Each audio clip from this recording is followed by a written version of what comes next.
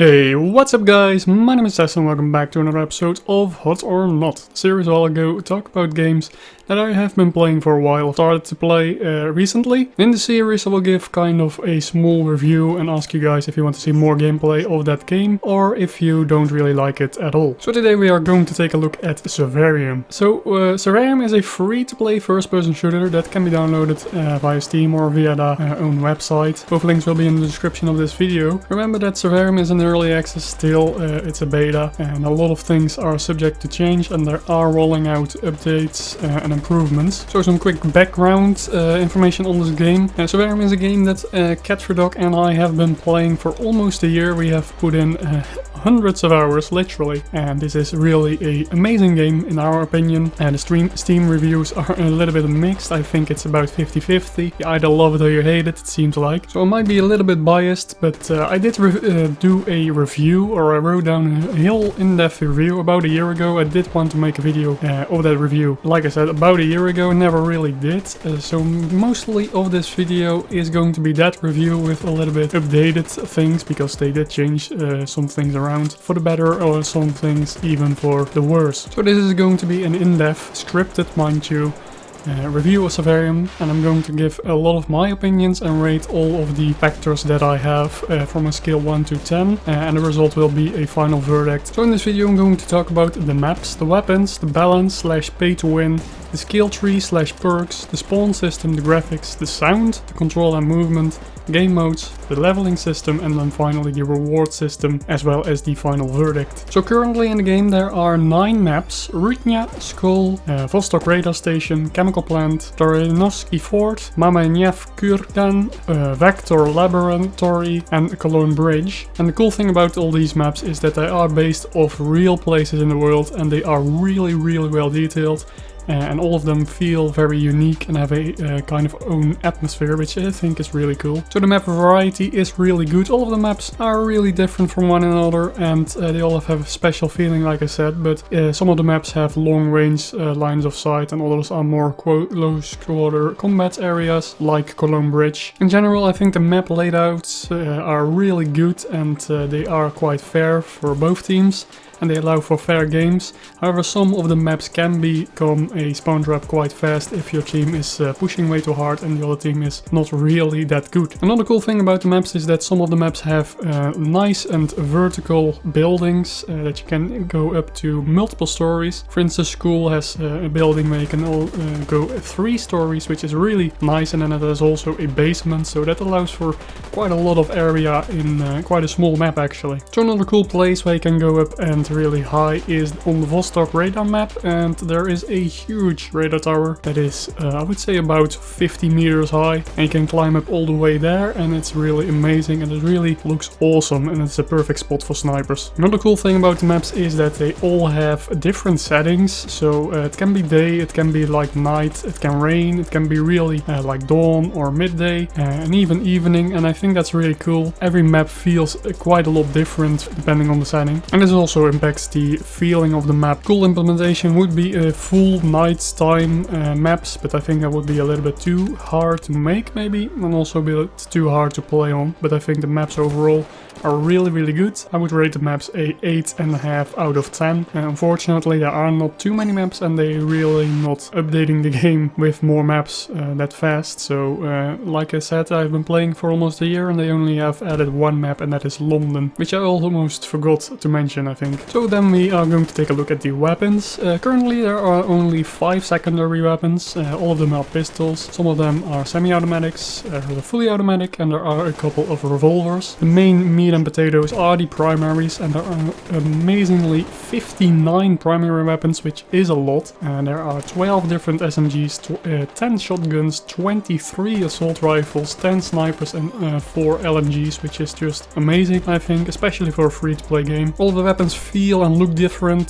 they sound different, and most of them have multiple different types of ammunition, which can affect the damage and armor penetration. You can either buy the weapons with the in-game currency, rubles or silver, or you can buy them with the gold, which is kind of the premium currency, and you also can find them after each game, where you can get one of 5 things. There are only a couple special weapons that are only for premium or are only able to be found after a match. All of the weapons are really well detailed, and the sound in this game is absolutely amazing. One of the best I've ever heard in a game, especially for a free-to-play game. Some of the weapons have terrible iron sights, but that is because they are really crappy in real life, I guess. However, it will be probably fixed with an introduction of the scoped and attachment system coming soon in the 0.40 update. I would rate the weapons in Survarium a 9 out of 10 because I feel like there are plenty, all of them feel different and they are just amazing. Most of them are also quite useful in their own tiers. So speaking of the tiers, let's go on to the balance / pay to win aspects of this game. So in theory, Survarium is really good for the matchmaking system. Unfortunately, in practice it doesn't really work out because of the low amount of players still playing this game. The way it works is that you make a class and each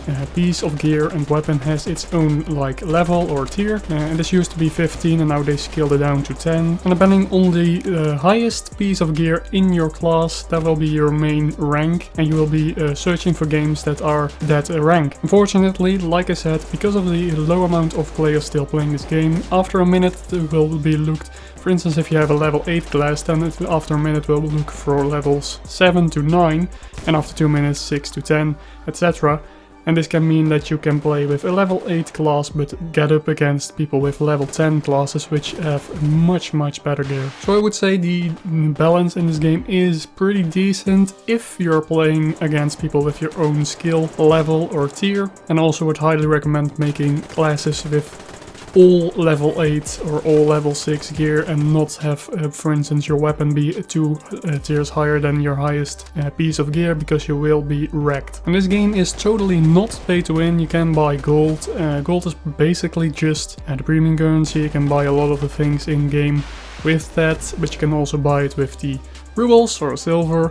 And gold can also buy you premium, which allows for double XP and faster repair times and stuff like that. Like I said, there are only 2 or 3 different guns that are buyable for the gold or premium with real life money.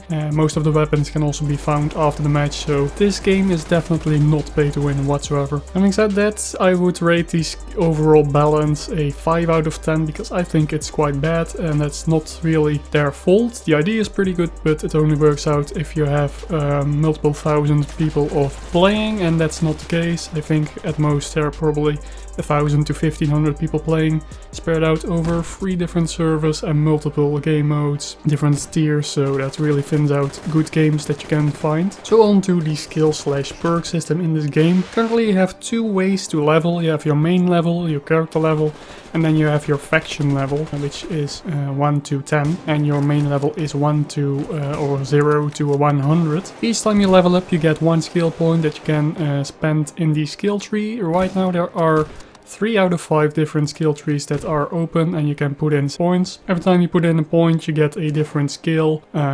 These skills really aren't that good. You don't really notice it. For instance, you get a little bit faster reload, faster aim down sight, more resistance to grenades, all that kind of stuff, and overall it doesn't really affect the game too much. I think it's a nice addition, but it's not really that impacting on the game that much. Maybe in the future when we will see the free game or free roam open world survival aspect of the game that is promised, the skills will be more important, but right now they are not really. I would rate the skill system a 8 out of 10. So on to the spawn system. Each map has multiple spawn locations for both teams, and the spawns are basically totally the opposites of each other, so they are quite far away from each other. Having said that, spawn traps can still happen, and the spawns are really predictable, so you can kind of spawn camp quite easily. There is spawn protection, couple seconds, but that doesn't really save save the enemy from your bullets if you are spawn camping on it. So I would rate the spawn system a 7 out of 10, not because it's that bad, but it isn't really that good either. So on to the graphics. The gameplay of course doesn't really depend that much on the graphics, but the Survarium has really nice graphics and also kind of unique graphics. It really has a unique feeling. For those of you who played S.T.A.L.K.E.R, probably reminds you a lot of it because it does look quite similar, and it really has a worn and like old feeling to it, and I think it's really great. Game started out in 2012 and I still think the graphics are quite good. I think it's running on Unreal Engine, I'm not 100% sure, but yeah, the graphics are really realistic and natural looking. The lighting in the game is absolutely amazing. Textures are also quite nice, and especially the grass and just the trees. It really makes the game look really nice. In the new update 0.40 they will introduce a new render system which hopefully improves the optimization of the game engine and allows for higher frame rates on lower end PCs. I would rate this graphics a 9 out of 10. So on to the sound then. This game has some amazing sounds. All of the guns sound really powerful, grenades sound really nice. There is like an echo if you are inside. The guns sound really different from one another and it's just absolutely amazing. Footsteps are very clearly to hear and can give away your position very easily, so you need to crouch if you want to prevent that. Also when you're getting shot you can hear quite well from what direction, and if the enemy is shooting at you but doesn't hit, you can hear the bullet impacts, which is really nice. Also the game has some random sounds that it makes, and it really feels like a post-apocalyptic world. I think it's really nice. Right now there aren't voiceovers,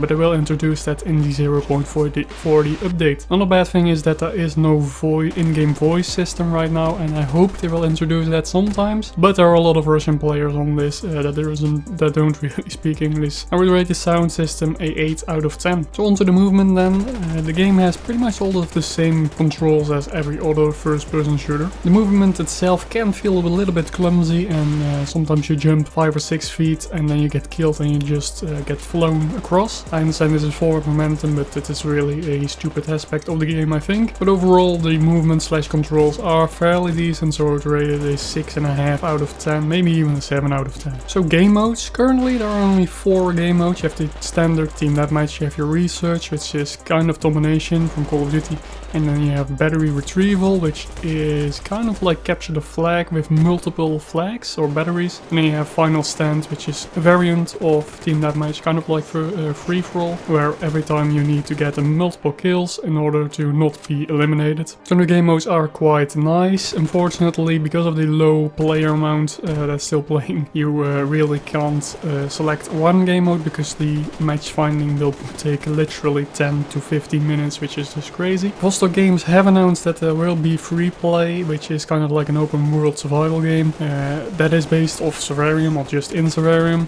Unfortunately, they really haven't told that much about it, but I will think that it will be awesome, and also they have said that they will add a co-op mode, so hopefully they will do that quite soon. So the game notes right now I would say a 6.5, just because it's not really anything special, but it is still a lot of fun. So then the leveling system, like I said before, there are 4 factions and each faction has different gears and weapons. You can use all of the weapons and gears like mixed, but you will level up only one faction at a time, and you can switch between leveling up in the meantime. Premium is definitely needed, or not really needed, but it definitely speeds up the process a lot. I think you get 50% extra, and you can also buy in-game boosters for a little bit of gold, which is really cheap and definitely recommended if you are going to level up, because it's only 10 gold I think, which is roughly 10 cents for 24 hours, so definitely worth it. The leveling system is fairly basic and it takes a lot of time, like most free-to-play games, and I would say a 7 out of 10. So then the last thing, which is the reward system. After every game you get to pick 1 out of 5 items, and you can buy in-game like maps, and those are 100 gold each, or roughly $1 or €1, and you can get the extra things if you want. So if, for instance, if there's a really good weapon that you really want, and we both did this a lot, then you might spend 4 extra maps to get all of the items. I think this is a really good system, and it definitely keeps you coming back because you really want to play more games and get better stuff. You can also get really crappy stuff like a hand grenade, which isn't really that good, and you can sell for, I don't know, 35 credits, which is just nothing. But I think it's a really good system, and I would say it's definitely a 9 out of 10 just because it's quite unique. So then the final verdict, I would give the game a 7 out of 10 just because it's a lot of fun, but it also needs a lot of work, and it's almost a year out now on Steam at least. It has been out for quite a lot longer on their own like launcher, and there only have been a couple updates, so yeah, the progression in this game is really slow as well as the progress by the developers as well is quite slow. So yeah, that's pretty much it for this video. Please let me know if you want to see more of this Survarium by leaving a comment down below. Also leave a like if you liked, subscribe if you haven't already, and I'll see you in the next one.